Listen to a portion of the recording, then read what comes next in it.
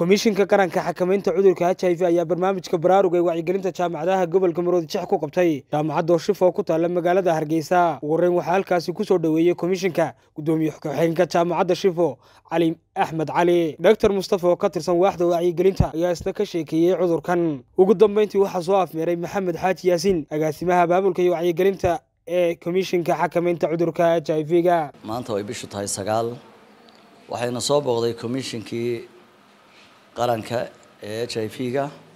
runtii komishinkaasi wuxuu adeegaa in ummadda uu wacyigelin dhammaystiran ka siiyo xanuunka iyo dhibaatada uu leeyahay. runtii xanuunkaasi waa xanuun dhibaato badan oo bulshadeena iyo bulshada caalamka oo dhan dhibaato ku ah. runtiina da'yarta aafeynaya sida aawadeed insha allahu tacaala waxaan rajaynayaa in idinku aad noqon doontaan ardaydii mas'uuliyadda xambaari lahayd ee bulshadan wacyigelin inta ka badan u samayn lahayd. sida aawadeed mar haddayna soo booqdeen iyagana aad baan ugu mahad celinaynaa.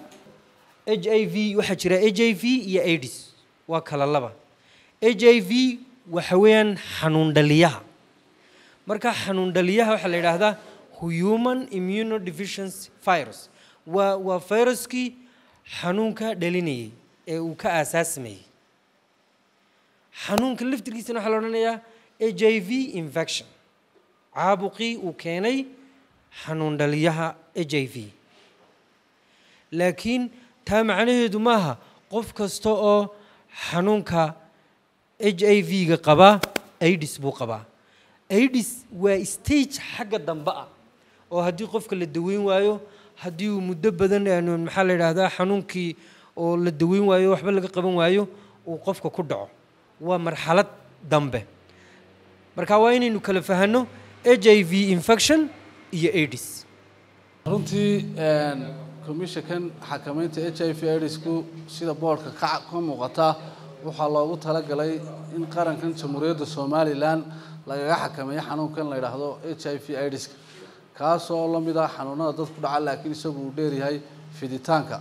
sidaa darteed waxaa focuska la saaray mar walba ardayda jaamacadaha ka soo baxaysa iyo sekondariyada iyo lafdhabarta jamhuuriyadda Soomaaliland hadday waayeel tahay iyo hadday dhalinyar tahayba inaanu fariinta wacyigelinta isgaarsiino oo qadarkana Ilaahay baa haya oo runtii qofku si kasta u dadaalaba qadarku ma seegayo. haddana waxa la doonayaa qofku waxa la yiri dhagta iyo shayama da'weyn waxa la isku raacay dhagtu inay da'weyn tahay waayo waxaana arag ayaad maqlaysaa.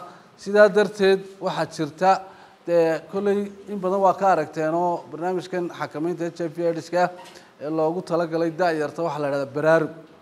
ujeedka loo soo qaatay baraarugna waxa weeye dadku kulay waa la wadoogayo xanuunkan waan garanaynaa traditionalkeena hore ama dhaqankeena horena xanuunka AIDS wax la yiraahdo la oran jiray oo laga sii jiray. laakiin maanta dawaa timi oo qofkii xanuunka la noolaa ee la oran jiray degdeg buu dhimanaya qadartana Allah haya waxa la keenay dawo la dagaalamaysa fayraskaasina wuxuu dilayay unugyada jirkeena ku jira ee dhiigga qaadaya ayuu la dagaalamay si uu dhicifiyo awoodii qofka. dawada marka imika la keenay waxa ay samaysaa fayraskii bay la dagaalantaa. marka fayraskii meesha kama baxo laakiin xoogii iyo ciidan qaran oo la yiri jiida hore markay galaan haddii weerarku ku bato oo ay waayaan raac dambe ka soo dabagala waxay noqonaysaa in ciidanka la kaco. sidaa darteed dawadani waxay aad u ilaalisaa difaacii iyo weerarkii uu waday fayrasku.